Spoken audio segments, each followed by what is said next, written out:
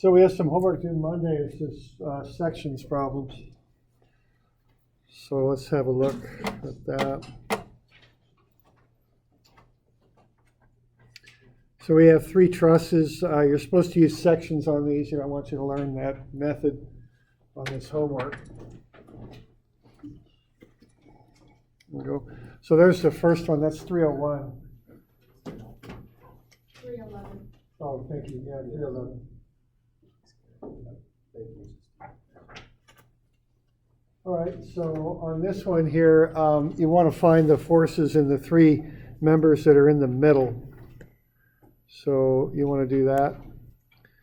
So there, this one, and that one, and that one. So what you do with this method is the first thing you do is you find the reactions. So I just went ahead and did that first. Okay. So that's the first thing to do. Now, after you've got them, then you can start to look at doing the method of sections and working through. All right. So start with the reactions.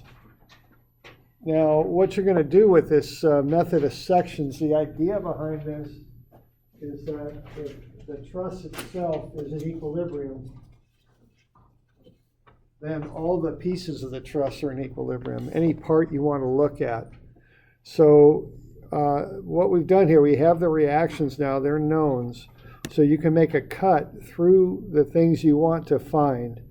And they're the ones in the middle, so I think the logical place for the cut would be right there. Usually I take the smaller piece of the truss. You don't have to. You can take one piece or the other.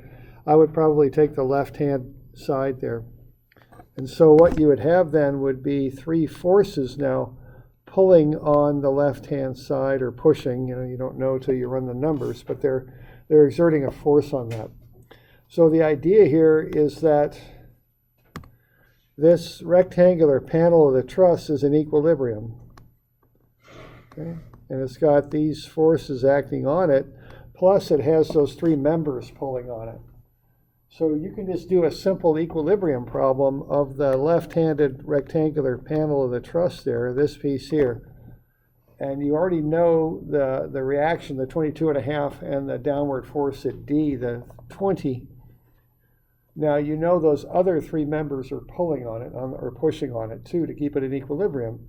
So you can just do a regular analysis there, an equilibrium analysis to find the 3 forces in the members.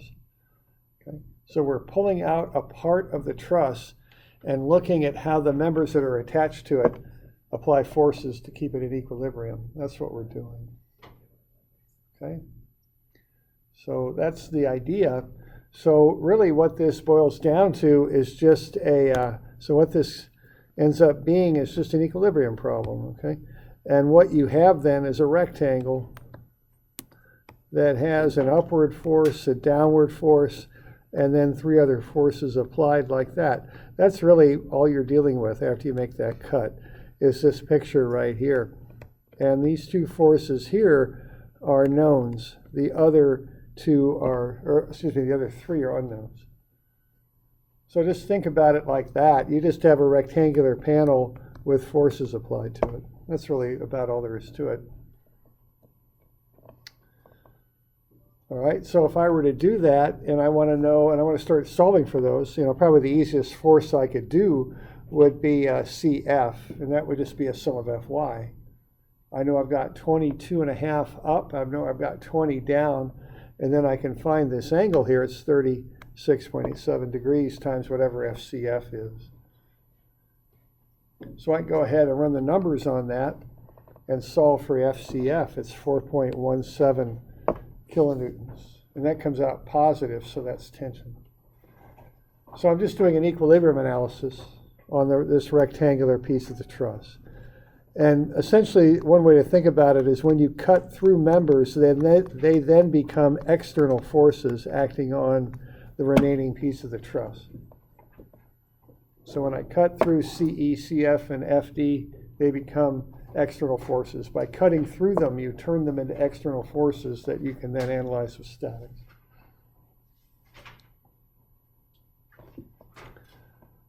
So we doing all right with that? We got any questions on that bit so far?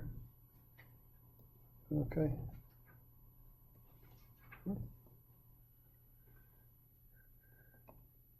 So with that first step, you've got FCF.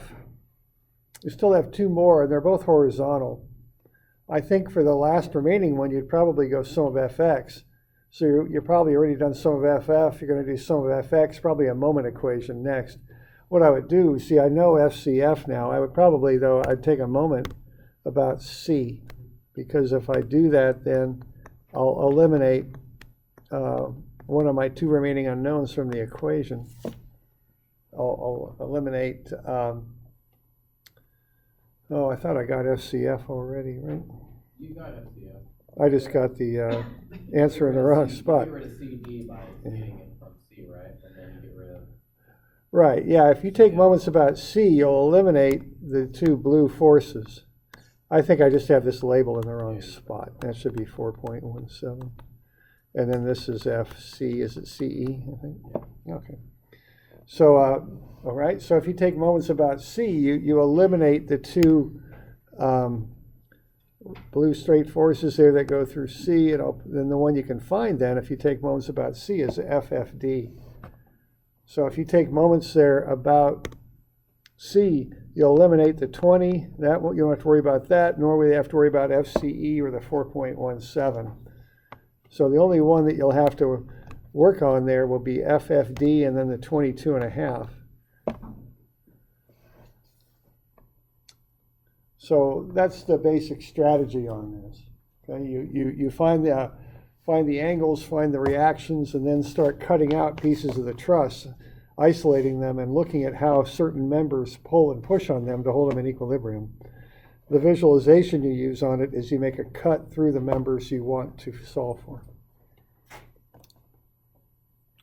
So are we doing all right with that one? Okay. You can do a sum of fx. You can solve for FFD. FD, then you can solve for FC. Yeah. I've got some labels that are screwed up here, I think. Yeah, you still have the 4.17 on the top up there just a little bit. Yeah, I've got problems here. Those should switch, right? Yeah. And this is labeled too. This ought to be FD, I think. Okay. So there you go. All right, so that's the basics of it right there.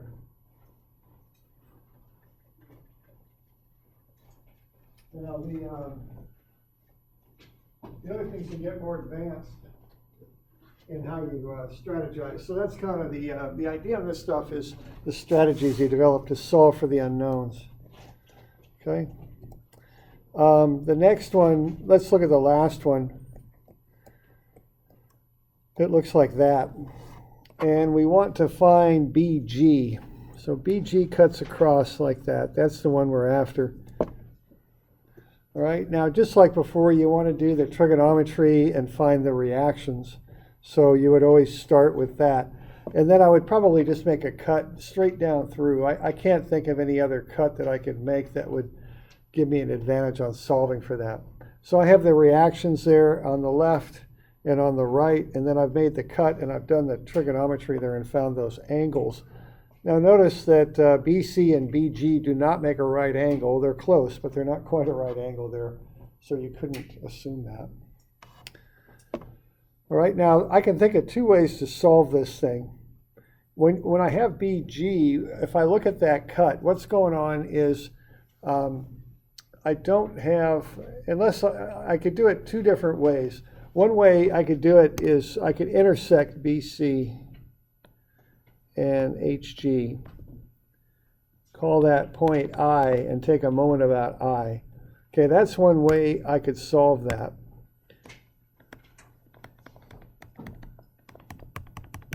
Okay, that's one way. Now the other way I could do it would be to solve for BC first. When I'm making this cut down through this thing, what's happening here is that I've got three unknowns. I have three x unknowns and two y unknowns. So I can't do a force equation to solve for BG because I've got three unknowns in the x, 3 and 2 in the y. So I don't have one equation to solve for BG with. I can't see a moment equation. Well, I can do moments about I, and I can solve for BG that way. The other way I could do it, though, I could do it in a two-step process. I could sum moments about what?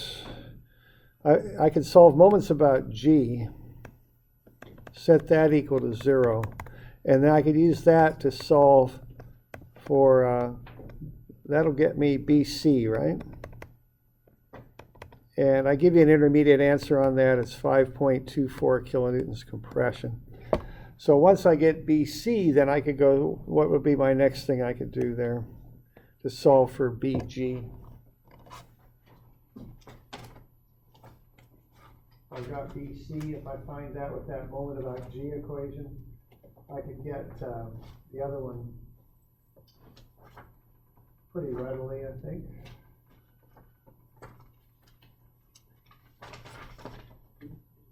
Any ideas on that one?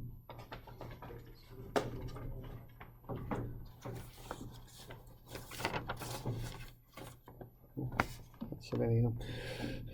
Okay, I've got BC, that has a y component.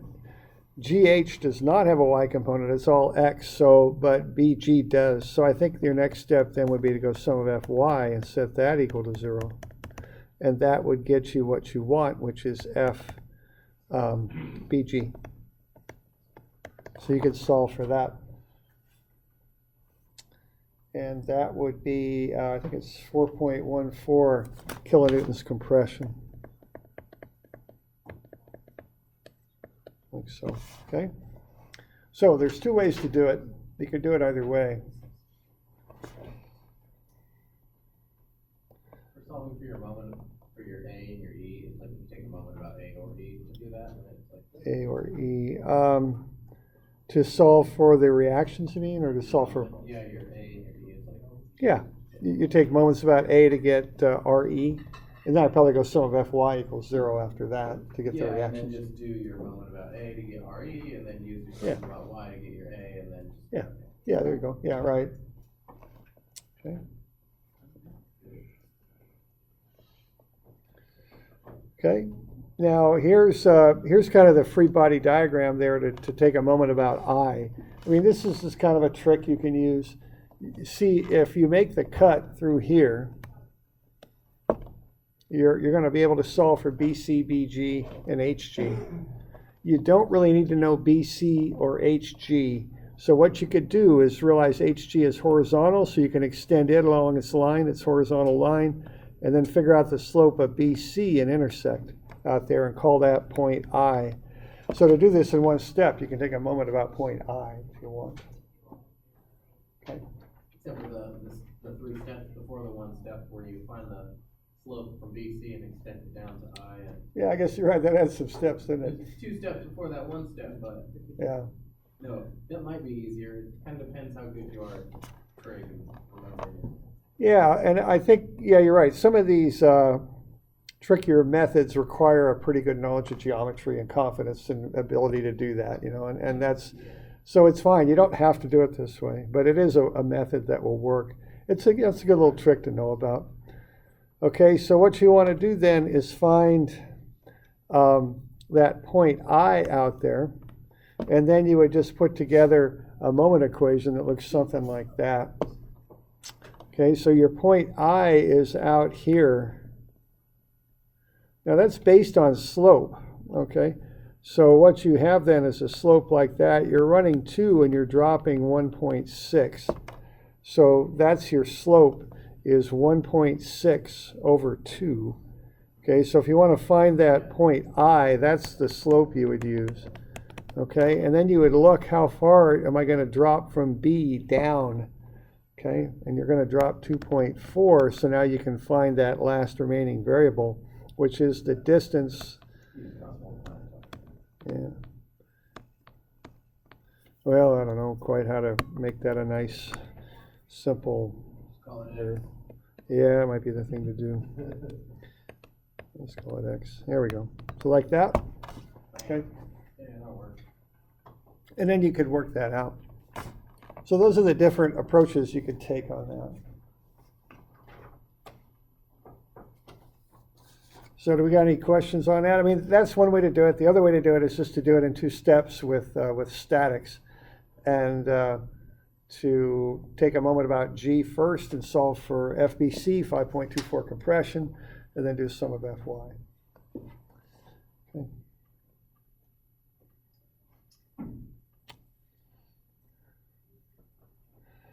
All right. Now the one in the middle might be the most challenging of the bunch. That's kind of a weird looking kind of cantilever truss, they call it, because it extends out from a wall, kind of like an awning might be what that would be built for. And it's also has some elements of what's called a K truss in it, where you have a series of letter Ks kind of in there. A classic K truss looks something like this. It's a rectangular truss with verticals in it, something like that. Then you join it like that. So this is a truss. This is called a K truss.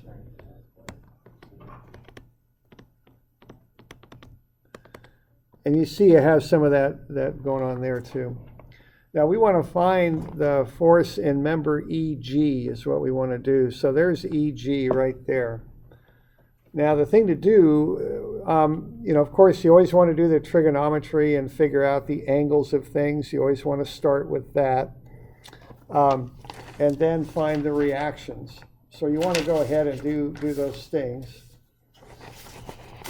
All right, so what we've got here is this angle here. If you work that out, that'll be 53.13 degrees.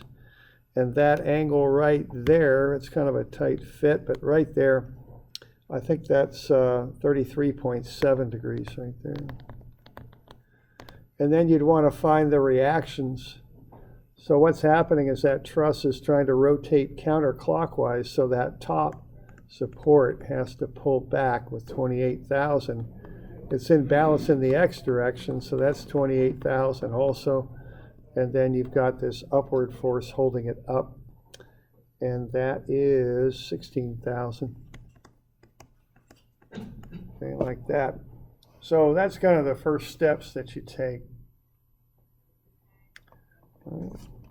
Now, once you've got those, what you want to look at then is a strategy for solving this thing out.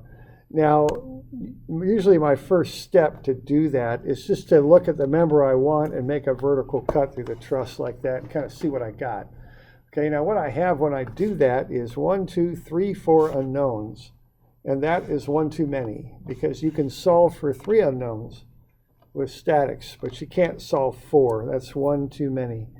All right, so we're going to have to do a little bit of figuring on this one, come up with a strategy.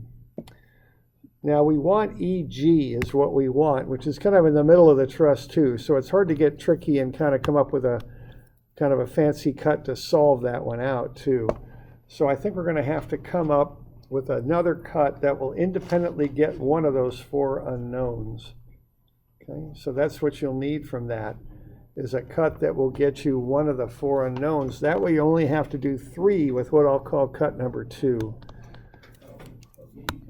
You can do cuts left to right? You can do them, yeah, you can do any sort of cut you want as long as you don't cut through a joint. The only rule is it can't cut through a joint. That's it. But other than that, everything's fair game. All right. So, obviously you want to cut through one of those 4 and pick it up. Anybody see a nice easy cut to be making there? One of those 4? Yeah. You can go like from between BD, Yeah, okay. straight through to between FI.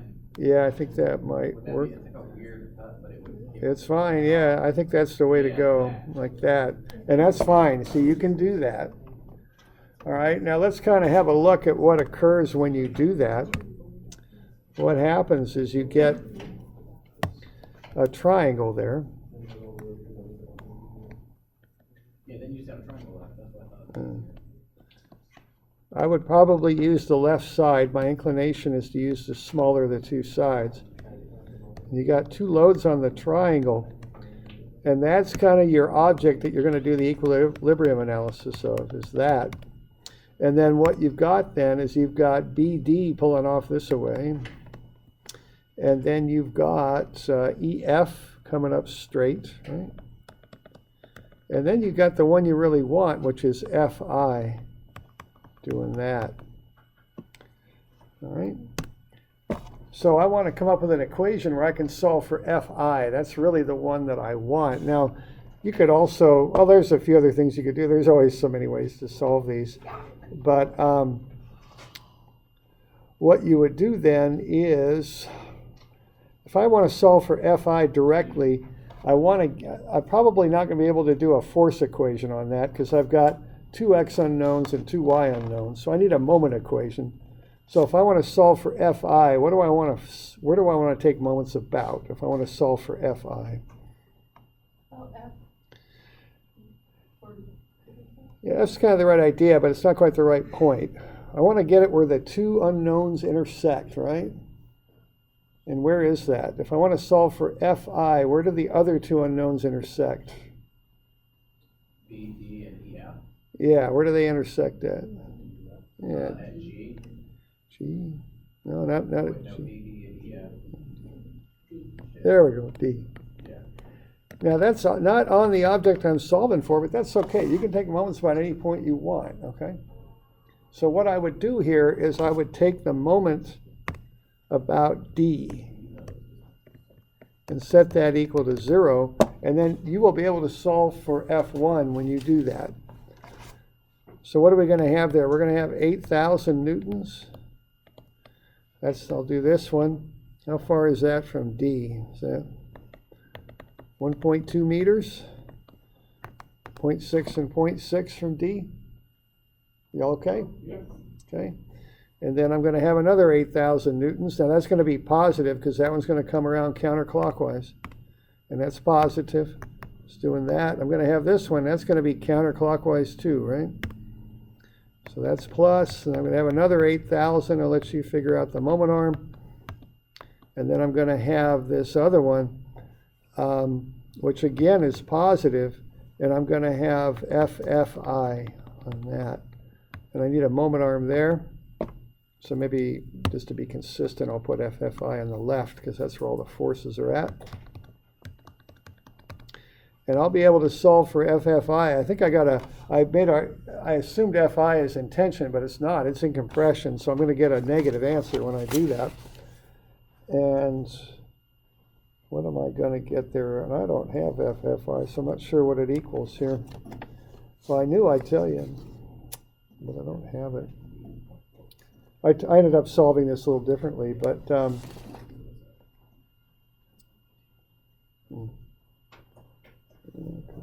okay. So then you solve for FFI. Should we get you a number on that? There's another way to do this too. Like I said, there's always other ways to do it. So what are we going to have there? We're going to have that 8,000 times 1.2, right? And then we got another one there that we have to account for. And then we're going to divide out that distance for FFI. Is that 0.8 there? Is that what that is? Yeah.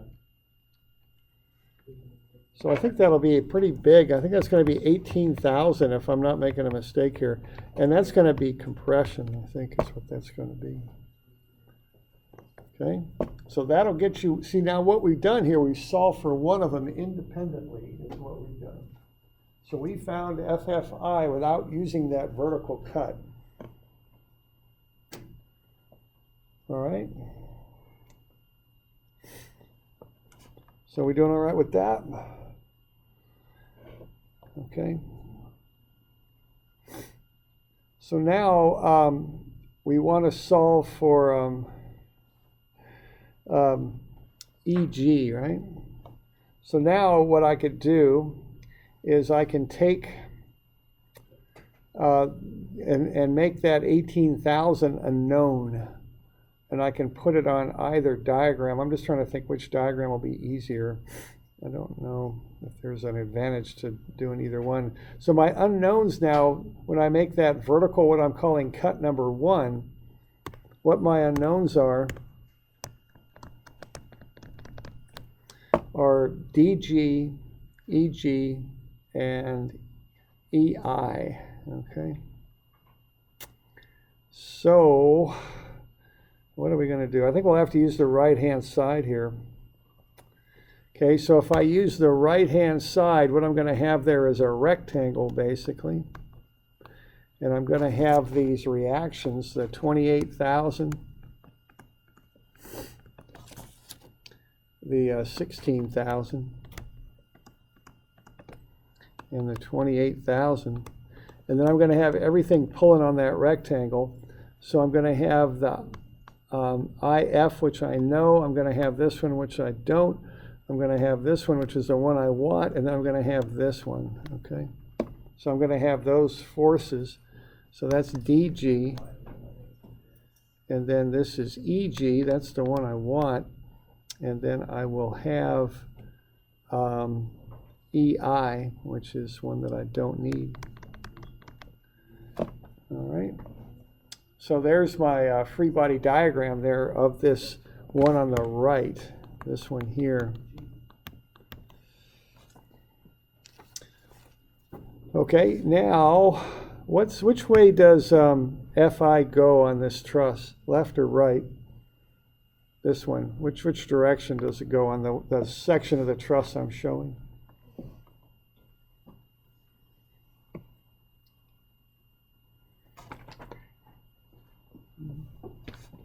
It's compression, right? To the right. Yeah, to the right, okay. And what that is that's 18,000, I think, if I didn't bust that, if I didn't make a mistake. All right, so now I've got that for a free body diagram, and I got 3 unknowns, and I can go ahead and solve. You know, I've got 3 unknowns, and that's a 2D equilibrium problem. So I can go ahead and solve for those. All right, probably what I would do on this would be to take a moment about where the two unknowns intersect. And I can't get too crazy on this one because, you know, it's too hard to find that point where the two I don't want intersect. I'd have to intersect EI and DG to do that, and they're both sloped and angled. I don't think I'll do that. I think what I would do, I would sum moments about E and set that equal to 0. And when I did that, I should be able to get DG. And that will come out to be 21,633. And that'll be tension. And after I've got that, then I should be able to solve for the one I want, which is EG. And to do that, I would probably take a moment about I. That'd probably be the way to finish this one off. This one's a little bit of work here in this one. Okay. And when I sum I, or I'm sorry, I call that I, I mean, you know, that is I, isn't it? Okay. Yeah, it'd be a sum of moments about I, and that would get me EG. And that is 3333. Like that.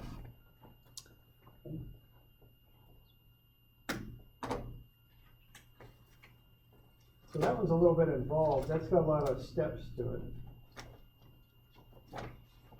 And there's might be a little bit simpler way you could solve that one out, but that's one approach to doing it that I'm showing you there.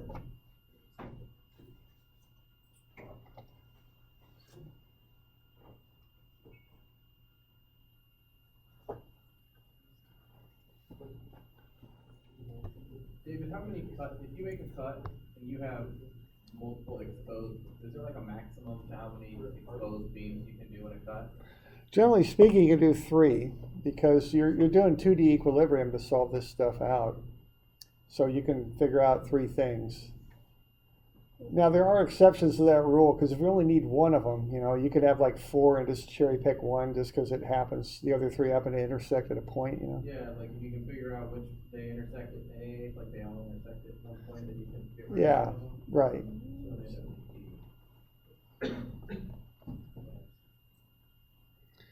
All right, so we did a moment about D. We got that FFI was 18,000. And then from there, we then worked with the right-hand free body diagram and worked through that. You know, I'm just thinking about that. I sent that Moodle message out where I have a new version of this. If you have an older version of the packet, does everybody have one of these, that cantilever truss? If you don't, I've got copies I'll of take it. one just in case.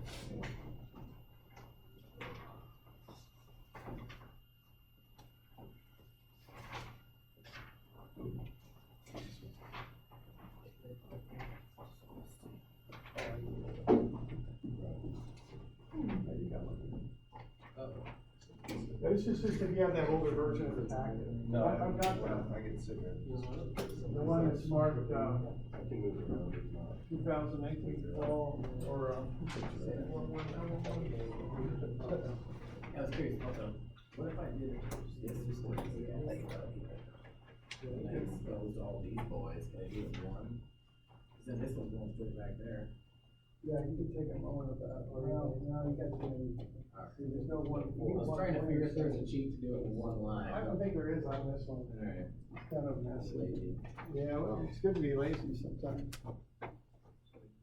All right, so while I'm handing out stuff, let's see. Here's the review for our exam. That's coming up Friday, right? Hell, yeah.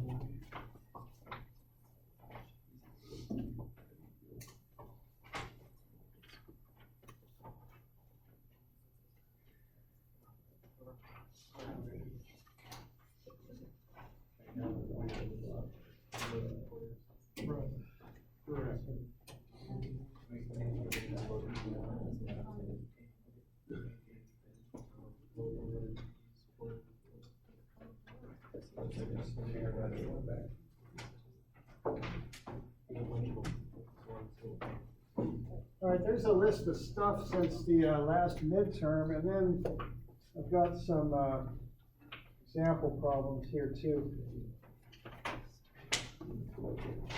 Now, for those of you online, I'm passing out the test review. It's in Moodle under the test reviews, of course. So here's just some example problems. And these are just some old midterms. Now, I've mentioned this before. Don't read too much into these. I mean, they're just old problems from old midterms. So don't overanalyze what I'm doing here. I mean, you should be able to go through all this stuff and find the homework examples and all that.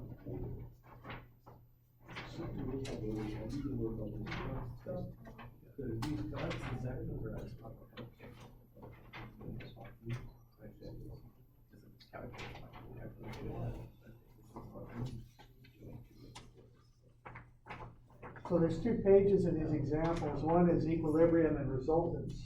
Now remember, we'll go back to resultants to get these figured out. And then the other page is trusses. Okay.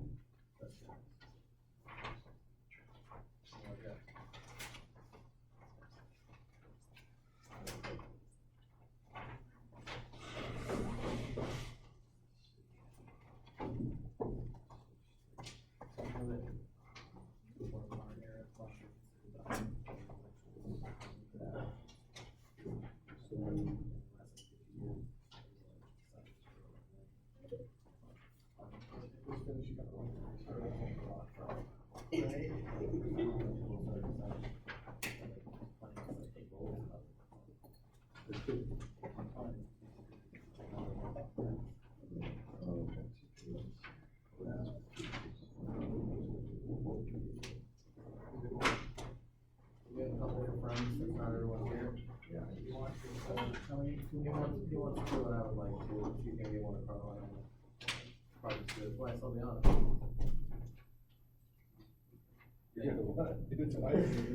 I just make copies of it at my house. Once I lose stuff a lot, there's 4. Alright. Better get hasty with you this week. Wait, I only got one. Oh, you're working. So everybody got those 2 pages? I'm just living One to do them all. Yeah, we'll have a duo and stuff. All right, so those are the 3 problems that are due Monday. Let's we got a couple minutes. Let's look over this test review. Or preview might be the word. There we go.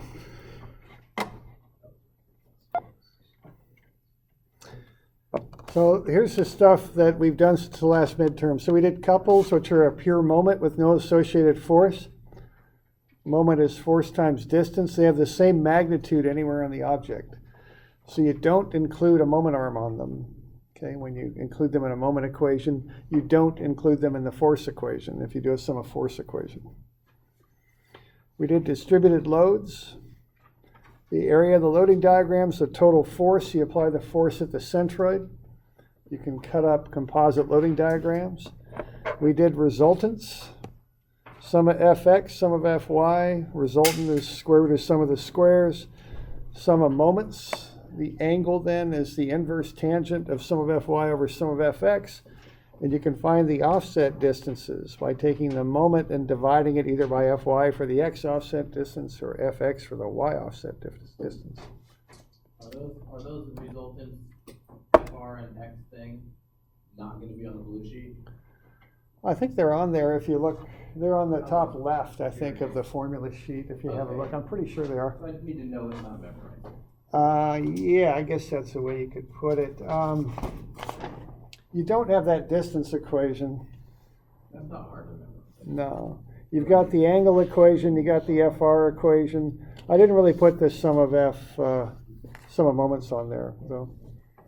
So you do have to kind of know some of that stuff, okay? Freebody diagrams, decide what you want the object or body to be, draw a boundary around it, show the forces acting on the body. Remember, know the different types of connections and the forces that they represent. Okay, I've got them listed there. 2D equilibrium, start with a free body diagram.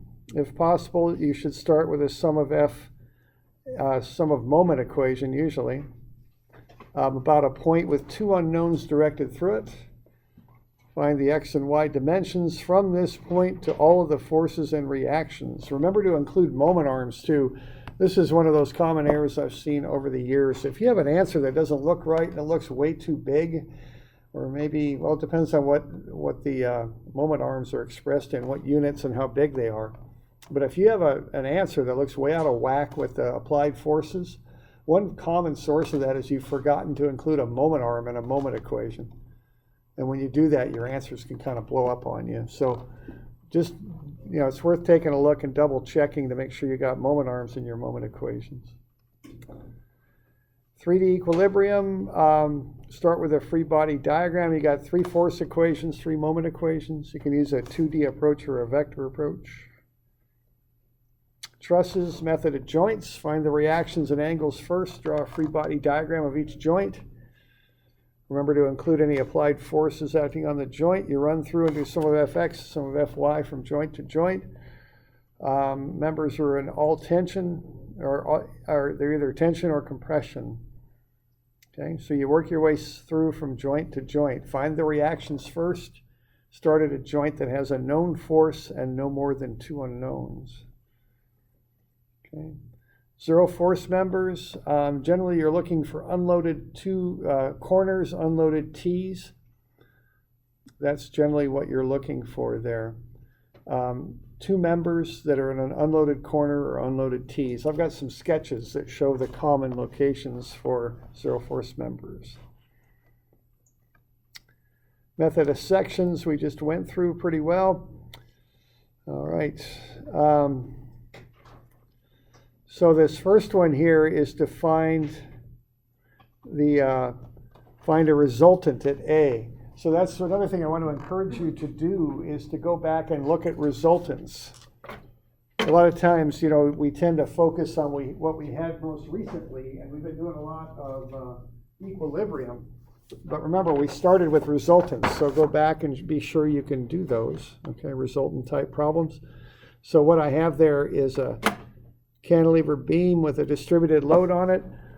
I think probably what you would do with this would be to cut off the top of that diagram, right, and turn it into a triangle and a rectangle. That'd be the way to do it, right? Kind of like that. And you're going to find the resultants about A is what you're going to do, okay? So that's the first one. So that's a resultant problem. Resultants are the applied forces. Equilibrium is the reactions. They're kind of opposite of one another. So kind of one way to think about it. 40 pound-feet by that circle that's saying the moment about A was equal to 40 foot-pounds? That circle, it's got an arrowhead down there by the 40, which means it's a couple. That's an Okay. applied. So that arrowhead is the tip off if that's a Okay. couple. Okay, or an applied or pure moment, whatever you want to call it. So you do have to include that in the moment equation. That should be in the moment equation, right? Yes, yeah, but not in your force equation. All right, so we can go over these when we get a little closer to the test, which is on Friday. Okay, there's a equilibrium problem. Okay, what are we going to do with that? We're going to take those angled parts of the bracket there and do the trigonometry and break them into x and y components is what we're going to do with that, right? So we can get an x and y dimensions from C to these places where the forces are applied. Okay, that's your strategy on working out the dimensions on that. Okay, you can take a moment about C, sum of fx and sum of fy. We got a truss. We're going to find the angles and reactions first, and then we'll work through that little truss joint to joint.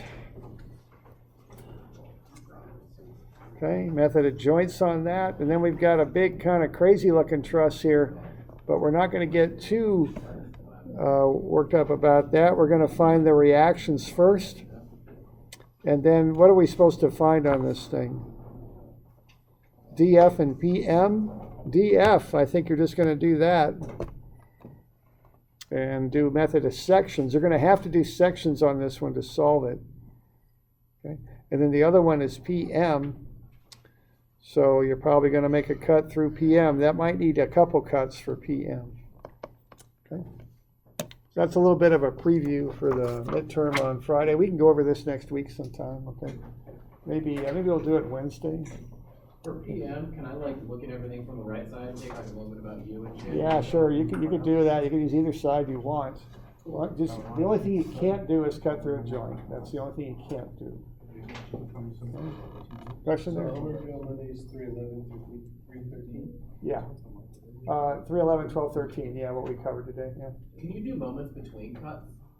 Like you know, cut there and cut there, and then I have that little section that's cut on both sides. Sure, Can I you could moments do it. between? You sounds like you don't do it. Well, yeah, right. You're probably gonna have too many unknowns if you make two cuts. Be my guess. But yeah, that's legal. That's fine. I mean, if it's in equilibrium, it's in equilibrium. Okay, we get it. So we'll see y'all on Monday. I'll go over your turn, you know?